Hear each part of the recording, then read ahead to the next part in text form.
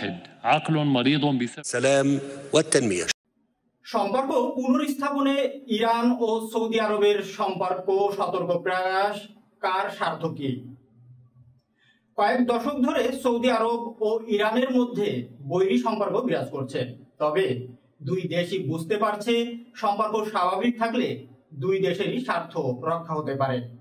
গত বছর চীনের মধ্যস্থতায় কূটনৈতিক সম্পর্ক পুনর্স্থাপনের পর দেশ দুটি সেই বৈরী সম্পর্ক থেকে অনেকটাই বেরিয়ে এসেছে বলা যেতে পারে।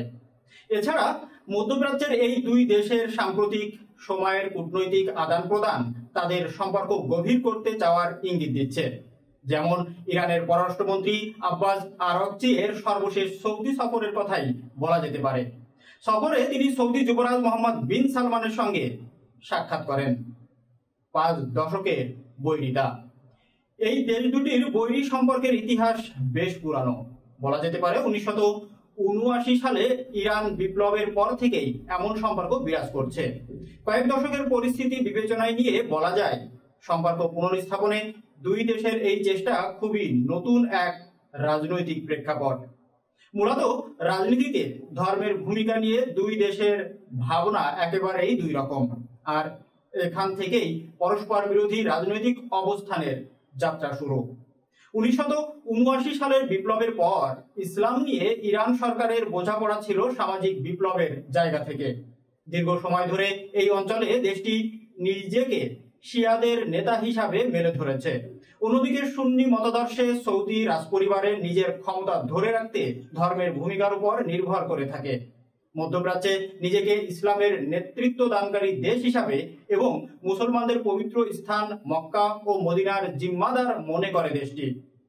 2010 সালে আরব বসন্তের সময় দেশ দুই মেরুর অবস্থান আরো স্পষ্ট হয়ে ওঠে, আর তারপর থেকে সৌদি রাজ পরিবারের আশঙ্কা ছিল গাঠনিক রূপ দিয়ে ইরান এই আন্দোলনকে ব্যবহার করতে পারে। দ্বন্দ্বের কেন্দ্রে ইয়েমেন। তবে সম্পর্ক পুনর্স্থাপনের নানা আলাপ আলোচনা থাকা সত্ত্বেও দেশ দুটি ইয়েমেন প্রশ্নে দুই মেরুতেই অবস্থান করছে।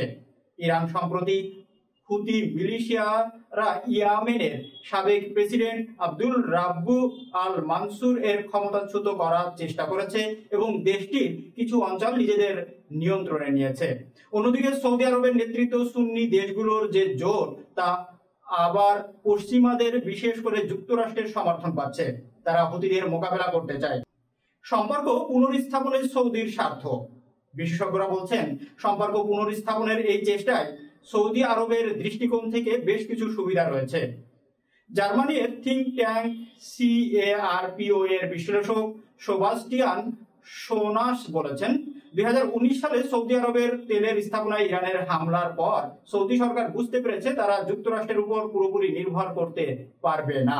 সেই সঙ্গে প্রতিবেশী ইরানের সঙ্গে বৈরিতার সমাধান করতে হবে। তিনি বলেন তেলের উপর নির্ভর করা রিয়াদের কাছে দেশটির অর্থনীতির সফলতা নির্ভর করবে এই অঞ্চলের স্থিতিশীলতার উপর। এই বিষয়টি বুঝতে পেরেছে সৌদি আরব।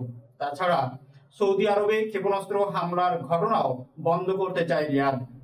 সৌদি আরব মনে করে হুতি মিলিশিয়াদের প্রভাবিত করতে পারে ইরান। তবে বার্লিনে institute for international and security অ্যাফেয়ার্সের হামিদ রেজা আজিজি বলেন হুতির সব কার্যক্রমের উপর ইরানের প্রভাব ফেলতে পারবে বিষয়টি এমন নয়। তবে হুতি ও ইরান একে অপরের স্বার্থ রক্ষা করে থাকে। এই সম্পর্কে ইয়েমেনের যুদ্ধবিরতির ভূমিকাও রাখতে পারে। ইরানের স্বার্থ। সৌদি আরবের সঙ্গে সম্পর্ক পুনর্স্থাপনের মাধ্যমে নিজের সুনির্দিষ্ট স্বার্থ হাসিল করতে চায় ইরান। আজিজি বলেন বছরের পর বছর ধরে ইরানের উপর অবরোধ ও নিষেধাজ্ঞা এবং দেশটির ভিতরে অর্থনৈতিক অব্যবস্থাপনা ও দুর্নীতি ইরানকে ক্ষতির মুখে ফেলেছে। অর্থনৈতিক এই অস্থিরতার কারণে দেশের ভিতরে মারাত্মক বিক্ষোভ আন্দোলন তৈরি হতে পারে বলে আশঙ্কা ইরান সরকারের। আজিজির মতে সরকার কার্যকরভাবে দেশ পরিচালনা করতে পারছে না এমন ভাবনা ইরানিদের মধ্যে রয়েছে। যেহেতু পশ্চিমাদের সঙ্গে পরমাণু বিষয়ে কোনো সমঝোতায় পৌঁছাতে পারেনি এবং অর্থনৈতিক নিষেধাজ্ঞা উঠাতে পারেনি, এই ক্ষতি কাটিয়ে উঠতে ইরান ভিন্ন পথ খোঁজার চেষ্টা করছে। এর অংশ হিসাবে বিভিন্ন বহুজাতিক সংস্থা যেমন ব্রিক্স, সাংহাই কোঅপারেশন অর্গানাইজেশন ইত্যাদি জায়গায় নিজেদের যুক্ত করতে চাইছে। সেই সঙ্গে প্রতিবেশী দেশ যেমন সৌদি আরবের সঙ্গেও সম্পর্ক উন্নয়ন করতে চাইছে ইরান। নিরাপত্তার বিষয়েও উদ্বিগ্ন রয়েছে ইরানের। আজিজির মতে চীনের মধ্যস্থতায় সৌদি আরব ও ইরানের মধ্যে কূটনৈতিক সম্পর্ক পুনর্স্থাপনের আগে সৌদি আরব ও ইসরায়েলের মধ্যে সম্পর্ক তৈরি হওয়ার ইঙ্গিত দেখা গিয়েছিল। এ অবস্থায় মধ্যপ্রাচ্যে ইসরায়েল ও আরব দেশগুলো মিলে ইরান বিরোধী একটি জোট তৈরি হতে পারে এমন আশঙ্কা করেছিল ইরান। এর সমাধান হিসাবে কূটনৈতিকভাবে আরব দেশগুলোর সঙ্গে যোগাযোগে এগিয়ে আসে ইরান, যদিও বর্তমান প্রেক্ষাপটে সৌদি ইসরায়েল সম্পর্ক স্থাপনের চেষ্টা আর প্রাসঙ্গিক নয়। উদাহরণ হিসাবে আজিজি বলেন, সৌদি আরব এরই মধ্যে ফিলিস্তিনি সমস্যার সমাধানে দ্বিরাষ্ট্রীয় পরিকল্পনা সামনে এনেছে, যা ইসরায়েলের কূটনৈতিক মনোভাবের বিরোধী। তবে আজিজি এও বলেন, ইসরায়েলের বিরুদ্ধে অবস্থান নেওয়া কিংবা ইরানের সঙ্গে গভীরতা বাড়িয়ে পশ্চিমাদের থেকে দূরে সরে যাওয়ার কোনো ইচ্ছা সৌদি আরবের নেই। এর পরিবর্তে এক ধরনের কৌশলগত অবস্থান তৈরি করতে চায় সৌদি সরকার। মধ্যস্থতাকারী হওয়ার ইচ্ছা রিয়াদের। বিশ্লেষক শনসের মতে সব পক্ষের মধ্যস্থতাকারী হওয়ার মতো একটি অবস্থানে যেতে চায় সৌদি আরব। তিনি বলেন, একই ভূমিকা পালন করছে বর্তমানে কাতার। সৌদি আরব ছিল অনেকটা রক্ষণশীল, কিন্তু এখন মনে হচ্ছে তারা তেহরানের সঙ্গে যোগাযোগের রাস্তা উন্মুক্ত রাখতে চায়। যুক্তরাষ্ট্র থেকে সৌদি আরবের মাধ্যমে ইরানকে বার্তা পাঠানো হয়েছে। শনসের মতে এই ধরনের কৌশলগত অবস্থান হতে পারে সৌদি আরবের আঞ্চলিক নীতি ও কূটনৈতিক গুরুত্বপূর্ণ অংশ। একই কথা বলছেন আজিজিও।